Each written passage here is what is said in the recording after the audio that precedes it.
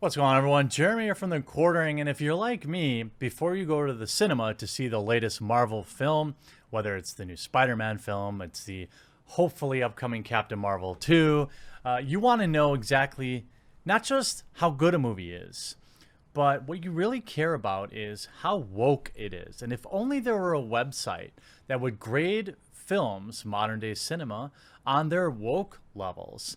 Now, we know that Rotten Tomatoes is basically an arm of big cinema used to promote and protect, both promote and protect the reputations of modern day films. But a new website launched the other day, which I highly recommend not visiting because we're going to look at all the hilarity around it the way it is now, that rates movies on TV and films graded on diversity. Account managed by Rotten Tomatoes approved critic Lee Lai. Imagine being that sad, trying to give your website some level of credibility by saying you're a approved critic on Rotten Tomatoes. The point you write, the reason you wrote this in here is because you wanted to loosely affiliate yourself with Rotten Tomatoes. But to be honest with you, being a Rotten Tomatoes approved critic is not a badge of honor. In fact, it is more like a badge of ridicule. The beta site, ironically named, of Inclusive is now live. The beta site of Inclusive is now live. The project generates diversity scores based on audience votes, and we'll be partnering up with them in the coming months. So now we have both Inclusive and we have Mediaversity. And if we look at just how great their scores are, we can look at Data Racer, and we're going to take a look at how they grade websites because I think that is, of course, hilarious. To give you an idea, the wokest film by scores on this website, if we look at 2017, it was, of course, Star Wars The Last Jedi, with a full score of 4.5, or a total score of 5. Top 25 most voted films at IMDb by Mediaversity score. You have Star Wars The Last Jedi with a whopping 4.5 score. Then you have Get Out, Wonder Woman, Thor Ragnarok, Logan, Beauty and the Beast, Kong Skull Island, Spider-Man Homecoming. So you see a lot of high quality scores here, of course. Terrible scores for Kingsman, The Golden Circle, King Arthur, Ghost in the Shell, and The Mummy. But how exactly are they scoring it? Well, let's take a look. Now, to complete the Star Wars thought, Star Wars The Last Jedi leads the pack with a Mediaversity score of 4.5 out of 5, buoyed by its female leads and characters of color in complex roles. In second place, Get Out breaks barriers with his unique allegory for the Black experience in America, but its thinness on female characters keeps it from being intersectional. In third place, Wonder Woman champions female empowerment, but its non-white characters are flat, and the story is anchored by its hetero romance, despite Deanna's confirmed LGBTQ status in its source material. You might be wondering, how exactly are these films graded? Now, you might be wondering, why are they using emojis to rank things? Well, that's because only children, you have to speak like you're speaking to children when you promote this type of thing. It appeals to those with in my opinion, childlike thought process, a base level of IQ, and a substandard idea of what really matters in life. At the end of the day, when I look at what makes a film good, imagine thinking that what matters most is the color of people's skins or what gender they are. But nonetheless, I'm sure this site has huge funding behind it and will get endless retweets from films and virtue signaling actors. Let's take a look. The Mediaversity grade does not just reflect the technical aspects of a film or show. Now remember, it doesn't matter if the movie was any good. What matters is if they had the appropriate color spectrum. Cinematography, writing, soundtrack, editing, that's what other review sites are for. So if you want to know if a movie's any good, use any other website. But if you only care about the color of people's skin in your modern day Marvel Cinematic Universe film, this is the site for you. Mediaversity grade reflects on how inclusive a program is and should be used as a tool to view media within its broader social context. In fact, a program can be critically acclaimed, but if it's not inclusive, it will score low at Mediaversity. And if that bothers you, you're probably in the wrong place. Well, certainly, people that want to decide, hey, am I going to spend $50 going to see a modern cinema, a modern day movie in the theater? That's right, you are at the wrong site. Our scoring system prioritizes intersectionality. While deep social impact for narrow groups is crucial in the ongoing fight for on-screen representation, culture blogs are already a fantastic source for these types of discussions. Instead, Mediaversity takes the macro view and measures how well a TV show or film presents different overlapping identities. Now let's take a look at, and this is written by somebody, it's like a caricature of a woke millennial wrote this. To give context, we list gender, ethnicity, nationality, and LGBTQ status of a show or film creators and reviewers alike.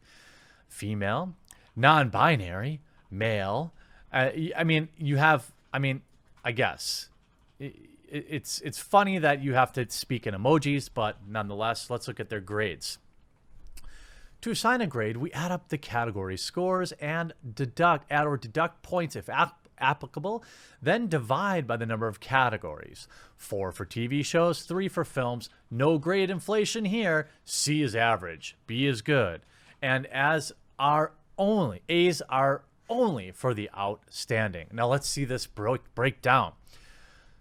A plus 5.0. This is some woke stuff. Of course, the caricature of the millennial has to curse in every word they speak. This is their language. As I've often said, you can tell somewhere somebody read that there was some loose study that linked cursing and intelligence. And it's like they took this to the extreme. They want you to think that they're smart by speaking like a sailor. An A, inclusive AF and darn well made. A minus, inclusive AF. B plus, nailed it, but maybe not in all categories. B, great job, but just not in all categories. Wow, this is really well thought out. B minus, all we ask is that you try, and try you did. C plus, chilling in that inoffensive groove. C, diversity is not a priority. C minus, I spy missteps. D, these creators don't see race. Well, imagine that. They're just like everybody else, or should be anyway. An F, how is this greenlit? Of course, you have their technical, you have their gender scores. Let's take a look at the gender scores. We consider the numbers, depth, and positivity of female characters behind the lens representation is considered as well. Specifically, 5 out of 5. Easily passes the Bechdel test, and the work is centered from a female perspective. Women are the lead protagonists, their characters are complex, and they do not fall into stereotypes. It's interesting that a 5 out of 5 score means that the film has a woman as a protagonist. Why does that automatically... I don't understand. It's like to say if it's a male character who is also complex and well written, doesn't score well. 4 mostly passes, and the women get important roles, backstories, and generally do not fall into stereotypes. 3 out of 5 technically passes the Bechdel test. Women are only in supporting roles. They have thin backstories, and they may slip into stereotypes. 1 out of 5, this work is a sausage fest, and when women do exist, they're offensive stereotypes. Let's look at how they view race. 5 out of 5. This work is centered from a non-white perspective. POCs are the lead protagonists. Their characters are complex, and they do not fall into stereotypes.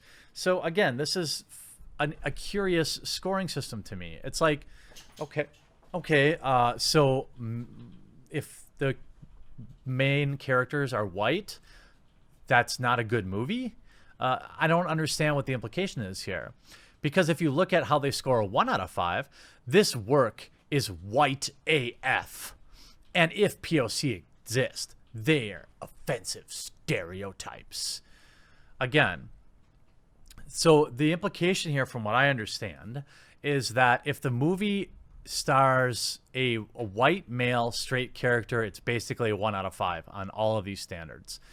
Our mission is to diversify on-screen representation. Actually, it isn't. Your mission is to score it.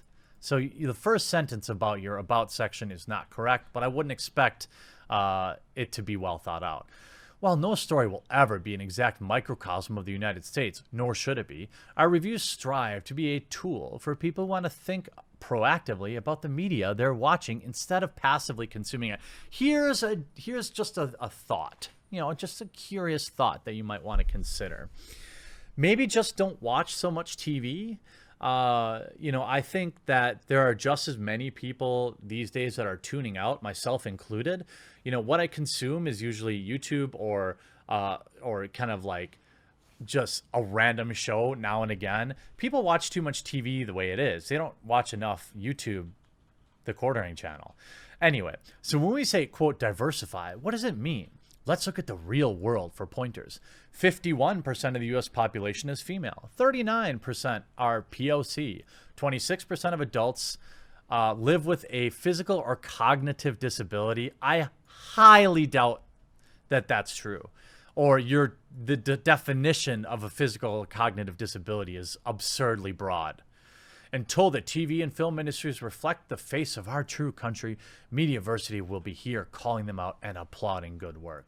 Now, of course, the website is run by somebody who is a big fan of male fanboy tears. You can see this type of traffic quote. Now, I don't know if somebody else pointed this out. Maybe this is when Data Racer pointed it out, but this is why I don't recommend going to the website. I suffer, so you don't have to. That face when sensitive fanboys and gamer trolls are driving up your web traffic. Thanks, bruvs. Keep it up. And this is a whopping 950 visitors on that day. That's a big deal. I mean, I'll only get that many views of this video in the first, 4 minutes. I'm happy for them, but you can see the majority of people who, quote, visit your site are those who are curious to see how stupid it actually is. I think it's funny. A mix of Reddit and one duder's tweet that screenshot our review of Captain Marvel because clearly a C- grade is too much for fanboys to handle. How dare I? But I appreciate the positive vibes. Hope your weekend's going well. So this is just another website that wants to exist to antagonize white male moviegoers and white male fandoms. They screenshot Captain Marvel and Avengers, the latter of which got a C-. We liked Captain Marvel. You don't even know what score you gave the movie, which was offensive to them, I guess. Honestly, I didn't spend that much time looking at that tweet. You didn't? You didn't? That's why you logged into your analytics and you took a screenshot of your traffic spike and then you sent a tweet about it and then you're totally not mad. You're totally not looking at that. Now, look, I think that you can look at things critically, especially in modern cinema.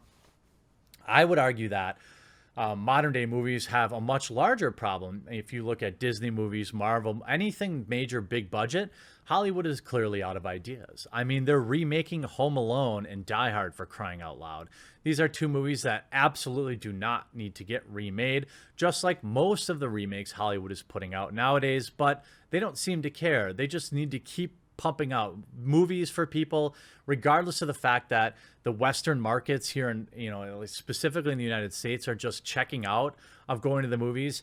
And they'll say it's because of, we're not ready for it, or, we're just being mean by not seeing their movies, that they're more concerned about the color of people's skin than a good film. But I think at the end of the day, the real reason modern cinema is falling off in America is because it stinks. An over-reliance on the reboot. And again, reboots are not necessarily bad, but when you make them horrible, Ghostbusters 2016, and just about any other reboot, that's why they're failing. You can do a reboot well, but they don't seem to want to bother. They're just like, oh, let's just do a live-action Lion King. Nobody was asking for that, but yeah, here you go. Just go see that stupid. Just consume our product and then get excited about consuming our next product.